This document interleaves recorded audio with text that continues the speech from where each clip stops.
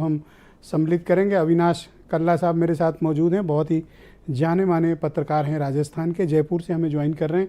कल्ला जी, आपका बहुत स्वागत और धन्यवाद। सर, राजस्थान में क्या चल रहा है?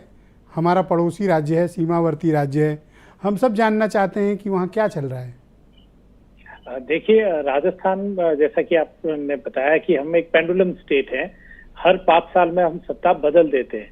पर जिस तरह के हालात आप मध्य प्रदेश में देख रहे हैं, भारतीय जनता पार्टी की अगर बात करें तो कल से पहले तक, और मैं स्पेसिफिकली बोल रहा हूँ ब्रजेश जी, कल से पहले तक यहाँ पे बिल्कुल ही पशोपेश की स्थिति थी कि कौन कहाँ है। पहली बार ऐसा हो रहा है 25 साल में कि भारतीय जनता पार्टी बिना किसी मुख्यमंत्री चेहरे के मैदान में उतर रही है।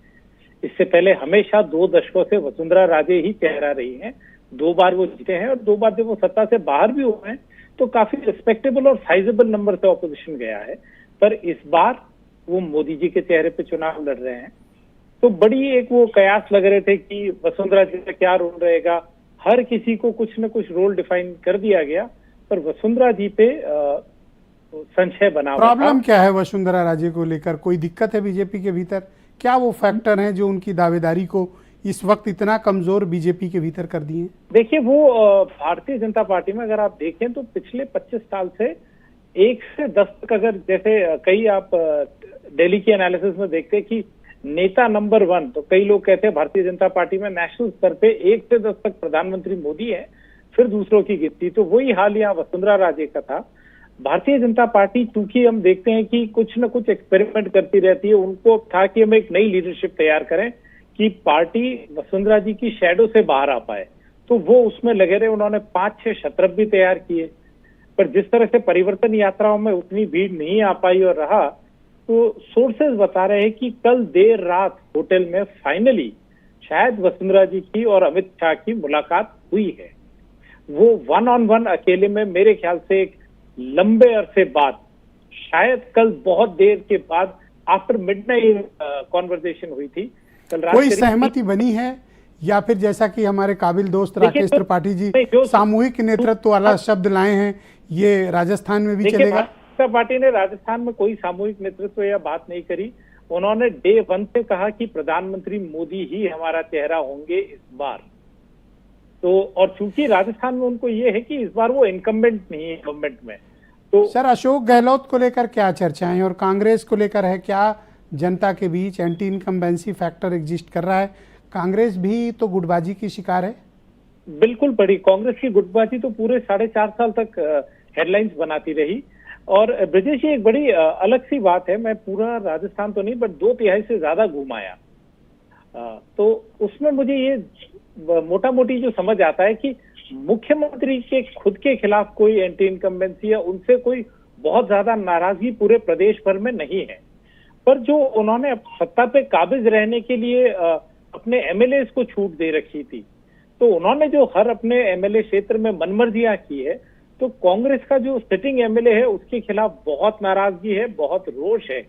और कांग्रेस के लिए सबसे बड़ा चैलेंज होगा कि क्या वो विनिंग कैंडिडेट को टिकट दे पाएगी रादर देन इनकम्बेंट। अभी तो हालात ये है कि कम से कम 60% से ज्यादा इनकम्बेंट्स के अगर टिकट कटे तो कांग्रेस में। सर, क्या ये माना जाए कि बीजेपी के जो आपस की असहमतियां हैं वो कांग्रेस को बढ़त दे रही हैं वहां पे?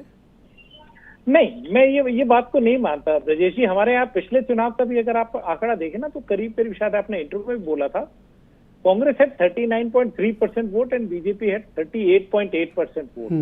तो बहुत ही करीबी फासला था, बिल्कुल 1,56,000 वोट ही इधर उधर थे, और जिसमें फासला इतना चला गया। और हमें ये मानना होगा कि बीजेपी एक कार्डर बेस्ड पार्टी है, तो उनका वो कार्डर का वोट, सीटों में बड़ा डिफरेंस था सर, 128 एंड 72। नहीं सर, 128-72 नहीं था। इलेक्शन नाइट पे जब रिजल्ट आया जी, तो 100 कांग्रेस +1 जो उनका RLD-LI और 73 बीजेपी थी। तो 27 सीटों का ही फर्क रहा। तो इतना बहुत ज्यादा नहीं था, और कई सीट ऐसी है तो आपका ये मत है कि मुकाबला बहुत करीबी है राजस्थान? मुकाबला बिल्कुल करीबी है। और आप ये फैक्टर एक और देखिए, जो छत्रप है वो एक तरफ, दोनों पार्टियों में एक एक करिश्मेटिक लीडर को फिलहाल साइड में किया हुआ है। कांग्रेस में सचिन पायलट बहुत बड़े करिश्माई नेता है, सबसे ज्यादा भीड़ आती है, युवाओं में पॉपुलर है। उन्हीं का करिश्मा था कि ईस्टर्न राजस्थान में आप ये कांग्रेस ने कहना स्वीप चाहते हैं किया। कि मुकाबला बहुत दिलचस्प हो जाए अगर बीजेपी वसुंधरा राजे सिंधिया को और कांग्रेस सचिन पायलट को प्रोजेक्ट कर दे? मैं कांग्रेस का तो अब जिस हालात पे वो आ गए, मुझे नहीं लगता कि इतना कुछ फर्क पड़ेगा। पर अगर वसुंधरा राजे को बीजेपी अभी भी अगर फेस बनाती है तो उनकी विक्ट्री जो हमारे रिजल्ट्स का एनालिसिस बताता है कि हम हर बार बदलते हैं, विक्ट्री कंफर्टेबल से ज्यादा कंफर्टेबल हो जाएगी। ऑलराइट, शुक्रिया।